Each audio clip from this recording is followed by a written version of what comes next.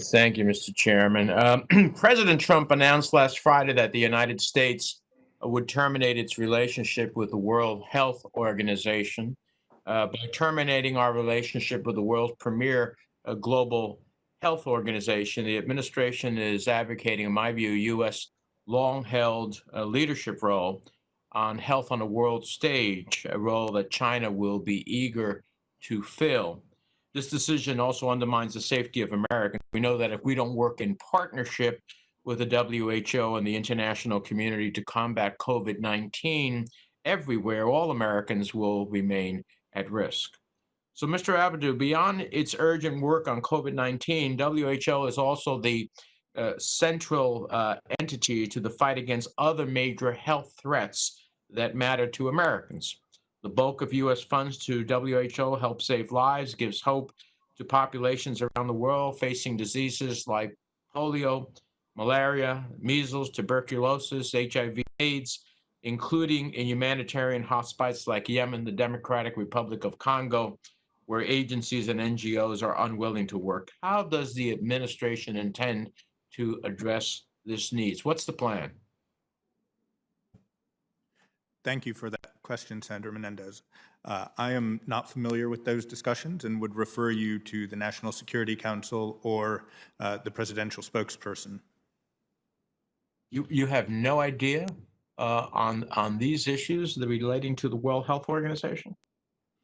As I said, I've not been privy to those conversations. Pretty amazing.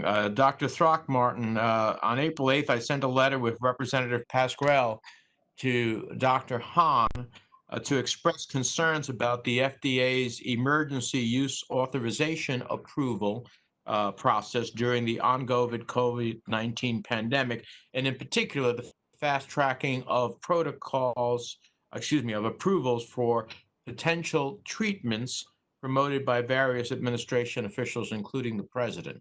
The FDA is the gold standard worldwide for drug and device approval, and I believe it's important to ensure that nothing, especially pressure from the White House, erodes that public trust in the FDA. Can you confirm for the committee that the FDA did not change its protocols for EUA approvals during this pandemic and specific to approvals for hydroxychloroquine or chloroquine? Senator, I was not privy to all of the discussions that led up to the EUA authorizations. I can tell you I'm aware of no instance of political influence on any of the decision making. But the question is, did the FDA, can you confirm that the FDA did not change its protocols for EUA approvals during the pandemic? The approach, as far as I am aware, was the same as the approach that we have taken in past emergency use authorizations.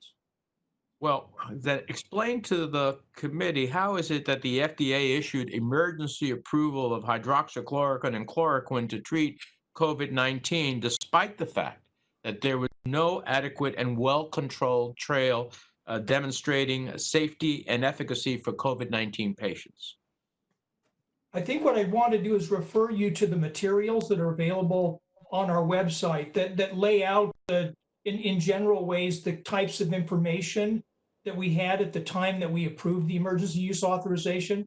There were data available, and a decision was made at that period of time that it supported the emergency use authorization. I should say we continue to collect additional information, continue to reevaluate as additional data come available. That led to the drug safety communication, for instance. If you want to refer me to documents, I don't need to have a hearing. I have you at a hearing. At the end of the day, there was former FDA officials questioned the EUA, noting the lack of scientific evidence. And sure enough, researchers are raising concerns about hydroxychloroquine. Just this week, the WHO halted its trial of hydroxychloroquine due to harmful side effects, including heart problems. So, we should have Commissioner Hahn then come to explain this discrepancy. Dr. Denigan-Macauley, given that we're likely to see additional global spikes in cases during the pandemic, what specific steps should the FDA take to ensure continued oversight of foreign manufacturers and also ensure the safety of their inspectors? Thank you. Yeah, it is important that the inspectors have their safety taken into consideration. So I can certainly understand what FDA is doing in that end. It is important, though, that decisions be made on science and that they continue to get the critical information that they need to know what establishments may be at risk. And so, for example, with the EUA, the emergency use authorization, we do have work that we're beginning that is going to look at that and look at the decision making and look to see if any criteria had changed. We previously reported that you need to maintain good criteria when you take a drastic step like that, allowing an importer who's banned to be able to have a drug like hydroxychloroquine come into the United States. So they need to be diligent, and while we're in an emergency, they still need to be very careful moving quickly during this unprecedented time to ensure that they follow the steps that they have put in place for the safety of our drugs. Is